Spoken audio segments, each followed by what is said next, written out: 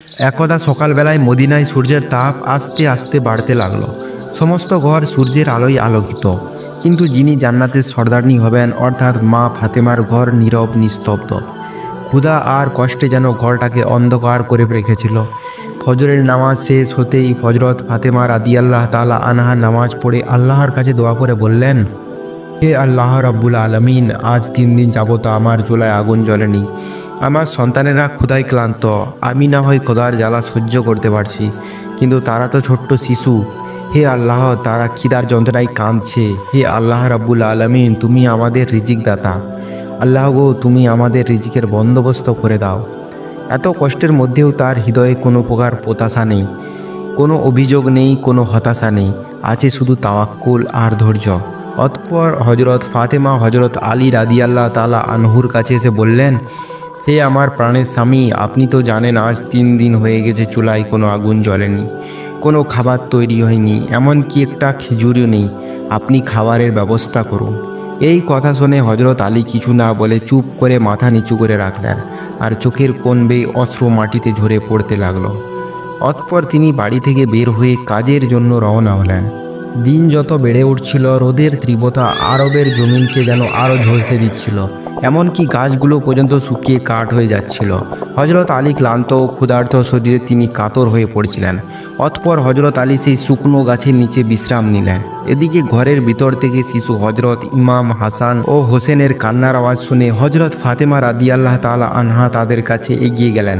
তখন ইমাম হাসান এবং হোসেন রাদিয়াল্লাহ তাআলা আনহু তার মা ফাতেমাকে নরম কণ্ঠে বললেন, আম্মা জান, আজ 3 দিন হয়ে গেল কিছু খাইনি, আমাদের কিছু খেতে দিন। ক্ষুধার জ্বালা আর যন্ত্রণা সহ্য করতে পারছি না। সন্তানদের মুখে এমন কথা শুনে হজরত ফাতেমা রাদিয়াল্লাহ তাআলা আনহার চোখ থেকে অজোর ধারায় অশ্রু ঝরাতে লাগলেন। তবুও তিনি এক মমতাময়ী হাসি মুখে ধৈর্য ধরে তাদের সান্ত্বনা দিয়ে বলল, বাবা, একটু ধৈর্য ধরো। তোমাদের আব্বাজান খাবারের জন্য বাজারের দিকে রওনা হয়েছেন। ইনশাআল্লাহ তিনি কিছু না কিছু নিয়ে ফিরবেন।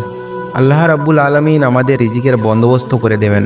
অন্যদিকে হজরত আলী রাদিয়াল্লাহ তাআলা আনহু সেই মরা গাছের নিচে বসে চিন্তা করছে, আমার কাছে তো কোনো দিরহাম নেই, কিভাবে আমি খাবার আনবো? বারে বারে ভেসে উঠছে হাসান হোসেনের ক্ষুধার্ত মুখ আর মা ফাতেমার অশ্রু ভরা চেহারা। অতঃপর তিনি মনে মনে বলতে লাগলেন, এই গাছে যদি কয়েকটা খেজুর থাকতো, সেগুলো খেয়ে আমাদের ক্ষুধা তো মিটত, তাদের কান্না তো থামতো। কিন্তু এই গাছগুলো তো মরে গেছে, এখন তাও তো হবে না।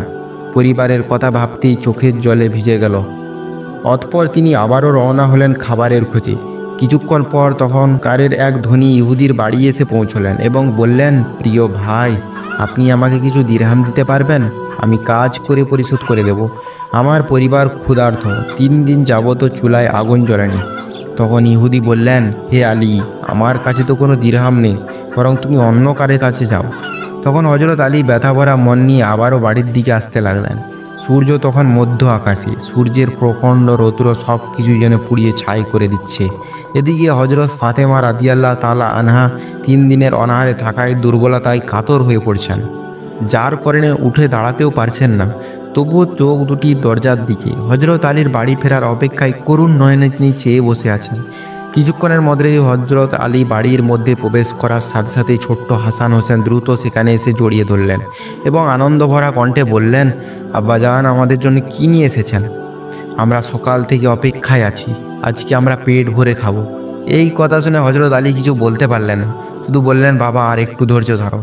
হজরত আলী অশ্রু ভরা জল নিয়ে হজরত ফাতেমা রাদিয়াল্লাহ তাআলা আনহার কাছে গিয়ে বললেন, হে ফাতেমা, আমি অনেক চেষ্টা করেছি, কিন্তু কোথাও কোনো খাবারের ব্যবস্থা করতে পারিনি। তখন ফাতেমা রাদিয়াল্লাহ তাআলা আনহা বললেন, হে আমার প্রাণের স্বামী, আপনি চিন্তা করবেন না, রুজির মালিক আল্লাহ, নিশ্চয়ই তিনি উত্তম কিছু ব্যবস্থা করে দেবেন। আপনি আব্বাজান মুহাম্মদ সাল্লাল্লাহু আলাইহি ওয়াসাল্লামের কাছে যান, হয়তো তিনি কিছু ব্যবস্থা করতে পারেন। হজরত আলী আর দেরি না করে সাথে সাথেই মুহাম্মদ সাল্লাল্লাহু আলাইহি ওয়াসাল্লামের কাছে যাওয়ার জন্য রওনা হলেন। তখন ফাতেমা রাদিয়াল্লাহ তাআলা আনহা আবারও চোখের জল ছেড়ে দিয়ে আল্লাহর দরবারে দোয়া করে বললেন, হে আল্লাহ রাব্বুল আলামিন, তুমি চাইলেই সব কিছু সম্ভব। আমাদের এই ক্ষুধা নিবারণের জন্য তুমিই যথেষ্ট, তোমার কাছে কোনো কিছুর অভাব নেই। আমার সন্তানদের ক্ষুধা নিবারণ করে দাও। তার কান্না এতটাই গভীর, এতটাই যন্ত্রণাদায়ক ছিল যে আকাশ পর্যন্ত কেঁপে উঠল। এই কান্না দেখে আসমানের ফেরেশতারাও বলতে লাগলো, হে আল্লাহ রাব্বুল আলামিন, আজ তোমার প্রিয় নবীর পরিবার ক্ষুধার্ত, তাদের সন্তানরা কাঁদছে, এই কান্না আমরা সইতে পারছি না। তখন আল্লাহ রাব্বুল আলামিন হজরত জিব্রাইল আলাইহিস সালামকে নির্দেশ দিলেন, হে জিব্রাইল, যাও তুমি আমার হাবিব আমাদের প্রিয় রসুল সাল্লাল্লাহু আলাইহি ওয়াসাল্লামকে সুসংবাদ দাও। তাদের এই কষ্ট শুধুমাত্র কিছুক্ষণের জন্য। আর আমার প্রিয় হাবিবকে বলে দিও, তার চোখ যেদিকে যায় সেদিকে তাকালে সেখান থেকে খাবারের ব্যবস্থা হয়ে যাবে। এই কথা শোনা মাত্রই সাথে সাথে জিব্রাইল আলাইহিস সালাম হজরত মুহাম্মদ সাল্লাল্লাহু আলাইহি ওয়াসাল্লামের কাছে আসতে লাগলেন। তখন মুহাম্মদ সাল্লাল্লাহু আলাইহি ওয়াসাল্লাম সাহাবাদের নিয়ে বসেছিলেন, কিন্তু মা ফাতেমার এই কষ্ট যেন তিনি বুঝতে পেরেছিলেন। তার চোখে চিন্তা, গভীর এক ব্যাকুলতা। কেউ কিছু জিজ্ঞাসা করার আগেই তিনি সেখান থেকে মা ফাতেমার বাড়িতে যাওয়ার উদ্দেশ্যে বেরিয়ে পড়লেন। ঠিক সেই সময় হজরত জিব্রাইল আলাইহিস সালাম এসে হাজির হলো তার সামনে। সালাম দিয়ে বললেন, ইয়া রাসূলুল্লাহ, আপনি খুবই চিন্তিত, কিন্তু চিন্তার কোনো কারণ নেই। আপনি যেদিকে তাকাবেন সেদিকেই রহমত বর্ষণ হবে। তারপর সমস্ত কথা বলে জিব্রাইল আলাইহিস সালাম সেখান থেকে চলে গেলেন। এদিকে হজরত মুহাম্মদ সাল্লাল্লাহু আলাইহি ওয়াসাল্লামের সাথে হজরত আলীর সাক্ষাৎ হয়ে গেল এবং হজরত আলী সালাম দিয়ে বলল, ইয়া রাসূলুল্লাহ, আমি আজ খুবই চিন্তিত। ফাতেমা এবং শিশু হাসান হোসেন খুবই ক্ষুধার্ত, 3 দিন অনাহারে আছে। চারিদিকে এতটাই অভাব, কোথাও কোনো খাবার পানীয় নেই। আমি খাদ্যের কোনো ব্যবস্থা করতে পারিনি। ইয়া রাসূলুল্লাহ, আপনি কোনো ব্যবস্থা করে দিন। তখন মুহাম্মদ সাল্লাল্লাহু আলাইহি ওয়াসাল্লাম বললেন, হে আলী, এখান থেকে কিছুটা দূরে একটা খেজুর গাছ আছে, তুমি সেখানে চলে যাও, সেখানে তোমার খাবারের ব্যবস্থা হয়ে যাবে। হজরত আলী এই কথা শোনা মাত্রই সাথে সাথে সেদিকে যেতে লাগলো। সেখানে গিয়ে দেখলো একটা মরা খেজুর গাছ আছে। এটা দেখে হজরত আলীর মন একবারে খারাপ হয়ে গেল। তাই তিনি আবারও হজরত মুহাম্মদ সাল্লাল্লাহু আলাইহি ওয়াসাল্লামের কাছে এসে বললেন, ইয়া রাসূলুল্লাহ, ওটা তো মরা গাছ, সে কিভাবে ফল দেবে? তখন মুহাম্মদ সাল্লাল্লাহু আলাইহি ওয়াসাল্লাম বললেন, হে আলী, তুমি গিয়ে বলবে যে আখেরে নবী আমাকে পাঠিয়েছে। অতঃপর হজরত আলী আবারও সেই মরা খেজুর গাছের কাছে এসে হাজির হলেন এবং অশ্রু ভেজা কণ্ঠে বললেন, হে খেজুর গাছ, আমাকে দোজাহানের বাদশাহ আখিরে নবী হজরত মুহাম্মদ সাল্লাল্লাহু আলাইহি ওয়াসাল্লাম পাঠিয়েছেন। ফাতেমা এবং হাসান হোসেন 3 দিন অনাহারে আছে। অতএব আল্লাহর হুকুমে আর আখিরে নবীর আদেশে আমাকে খালি হাতে ফিরিয়ে দিও না। এই কথা শেষ হতে না হতেই সেই মরা খেজুর গাছ, যার মধ্যে প্রাণের কোনো চিহ্ন মাত্রও নেই, সেই গাছ থেকে ঝরতে লাগলো তাজা নরম সুস্বাদু জান্নাতি খেজুর। এতটাই খেজুর ঝরালো, হজরত আলী এটা দেখে অবাক হয়ে গেলেন যে একটা মরা খেজুর গাছ থেকে কীভাবে এত তাজা খেজুর পড়ছে।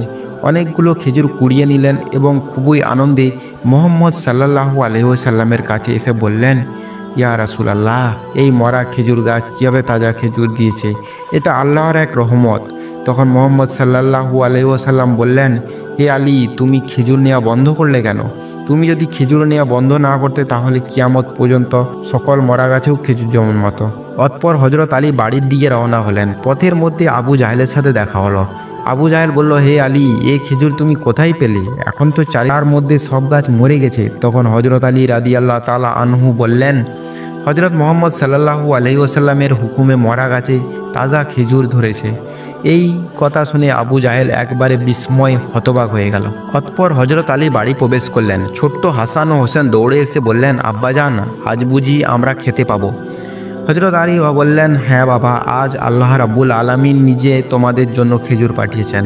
তারপর হজরত ফাতেমাকে ডেকে বললেন, হে ফাতেমা, দেখো তোমার পিতা রাসূলুল্লাহ সাল্লাল্লাহু আলাইহি ওয়াসাল্লাম আমাদের জন্য খাবারের ব্যবস্থা করে দিয়েছে। হজরত ফাতেমা রাদিয়াল্লাহু তাআলা আনহা আনন্দে হয়ে বললেন, হে আমার প্রাণের স্বামী, এত সুন্দর নরম সুগন্ধি খেজুর কোথা থেকে আনলে? হজরত আলী বলল, হে ফাতেমা, রাস্তার পাশে একটা মরা খেজুর গাছ আছে, সেই গাছ থেকে খেজুর নিয়ে এসেছি। তখন হজরত ফাতেমা বুঝতে পারলেন এটা আল্লাহর এক নিদর্শন। অতঃপর হজরত ফাতেমা হাসান ও হোসেনের কাছে গিয়ে তাদেরকে খেজুর দিলেন এবং পেট ভরে সবাই খেজুর খেলেন এবং আল্লাহর শুকরিয়া আদায় করলেন। এবং হজরত ফাতেমা আল্লাহর দরবারে দোয়া করে বললেন, হে আল্লাহ রাব্বুল আলামিন, আমি জানি তোমার রহমত থেকে কখনো কাউকে নিরাশ করো না। তুমি চাইলেই সব কিছু সম্ভব। তুমি চাইলেই মরা গাছে জীবন দান করো। তোমার কুদরত আজ আমি দেখে ফেলেছি। এটা তো তোমারই রহমত। কিন্তু কি আশ্চর্য, হজরত ফাতেমা এতটাই দয়ালু ছিলেন যে তিনি সব কিছুই নিজে রাখতেন না নিজে খেয়েও তিনি কিছুটা গরিবকে দিয়ে দিতেন। এদিকে আবু জাহেল মনে মনে বলতে লাগলো, মরা গাছে তাজা খেজুর কীভাবে জন্মালো? মোহাম্মদ কি এমন জাদু করলো? নাকি এটা নবুয়তের নিদর্শন? এটা আমাকে পরীক্ষা করতে হবে। এই কথা বলে তার হাতের মধ্যে কয়েকটা পাথর এবং কয়েকজনকে সঙ্গে নিয়ে হজরত মুহাম্মদ সাল্লাল্লাহু আলাইহি ওয়াসাল্লামের কাছে গিয়ে হাজির হলেন এবং বললেন, হে মোহাম্মদ, শুনেছি তুমি নাকি মরা গাছে তাজা খেজুর দিয়েছ। তুমি কি জাদু করেছ, নাকি নবুয়ত পেয়েছ? যাই হোক, আমি এতগুলো লোকের সামনে বলছি, আমার হাতের মধ্যে কি আছে তুমি যদি বলতে পারো তাহলে আমি মেনে দিব তুমি আখিরে জামানার নবী, এবং আমি নিজেও কলমা পড়ে ইসলাম গ্রহণ করব।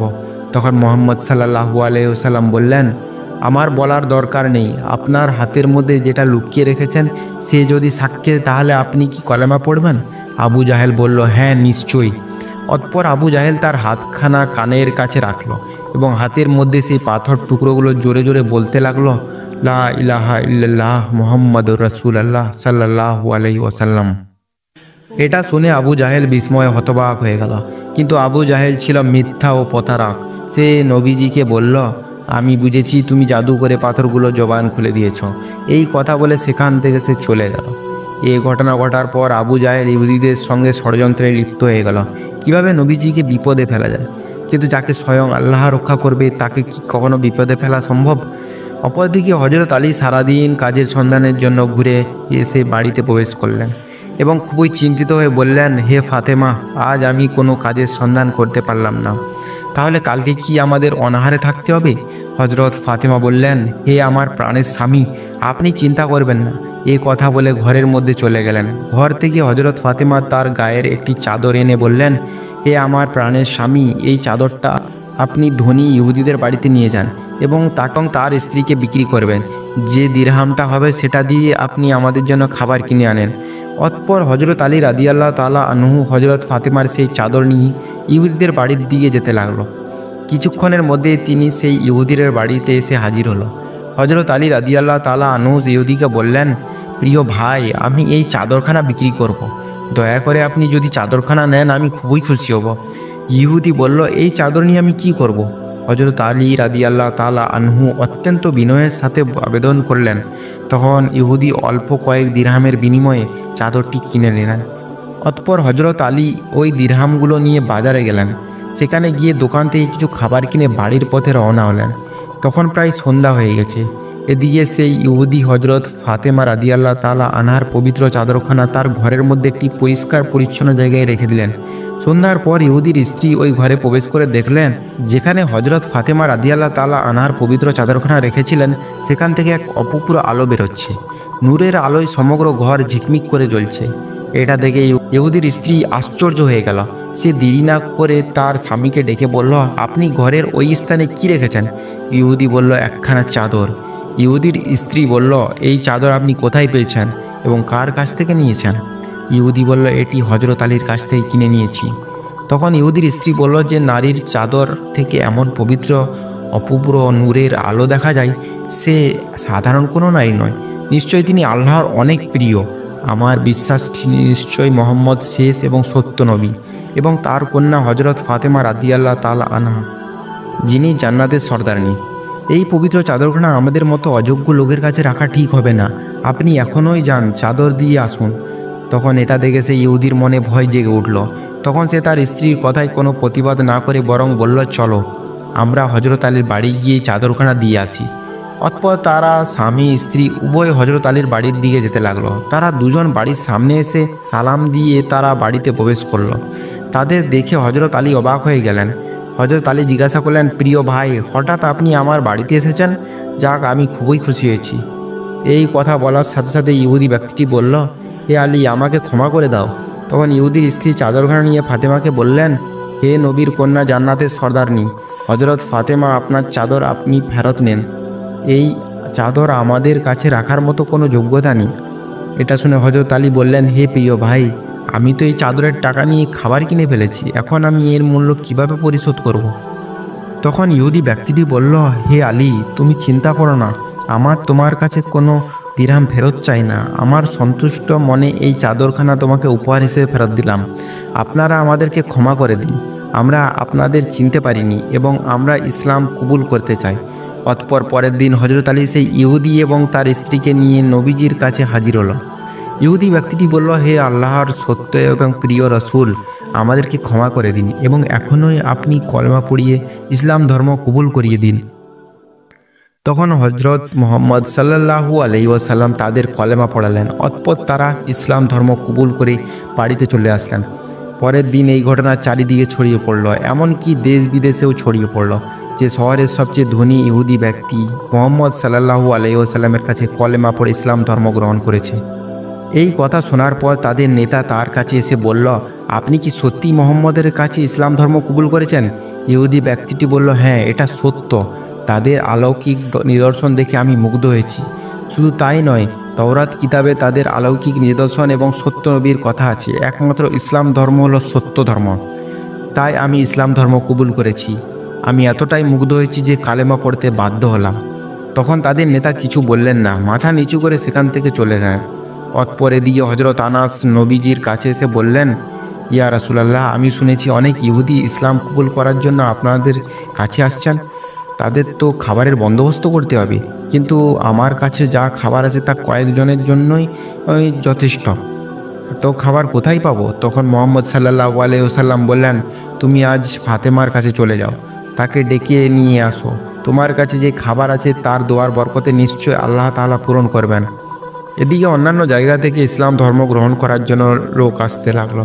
রাসূলুল্লাহ সাল্লাল্লাহু আলাইহি ওয়াসাল্লাম তাদেরকে কলমা পড়িয়ে ইসলাম ধর্ম দীক্ষিত করলেন এবং হজরত আনাস রাদিয়াল্লাহু তাআলা আনহাকে ডেকে বললেন, আনাস, এই সকল মুসলমান ভাইদের আহারের ব্যবস্থা করো। এই কথা শুনে হজরত আনাস খুবই চিন্তিত হয়ে পড়লেন। মনে মনে ভাবতে লাগলেন, এতগুলো লোককে কিভাবে সে খাওয়াবে। তিনি তাদেরকে বললেন, হে আমাদের প্রিয় মুসলিম ভাইরা, আসুন, আপনাদের জন্য খাবারের ব্যবস্থা করা হয়েছে। এই বলে তাদেরকে ডেকে নিয়ে গিয়ে সকলকে খাবারের ব্যবস্থা করলেন। এদিকে হজরত ফাতেমা রাদিয়াল্লাহু তাআলা আনহা দুই হাত তুলে আল্লাহর কাছে দোয়া করলেন। অতএব আল্লাহর অসীম রহমতে রাসূলুল্লাহ সাল্লাল্লাহু আলাইহি ওয়াসাল্লামে ও হজরত ফাতেমা রাদিয়াল্লাহু তাআলা আনহার হাতের বরকতে সেই সামান্য খাওয়ার শতাধিক লোকের তৃপ্তি সহকারে পেট ভরে আহার করলেন। তারপরেও অনেক খাবার অবশিষ্ট ছিল। আল্লাহ রাব্বুল আলামিন সেদিন তাদের দোয়ার কারণে অসীম বরকত দান করেছেন। প্রিয় দর্শক, আমরা সবাই মিলে দোয়া করি, হে আল্লাহ রাব্বুল আলামিন আমাদের জীবনে রহমত বরকত নাজিল করুন এবং জীবনে যতই আপদ বিপদ আসুক আমরা ধৈর্য ধরে থাকতে পারি। আসসালামু আলাইকুম ওয়া রাহমাতুল্লাহি ওয়া বারাকাতুহু।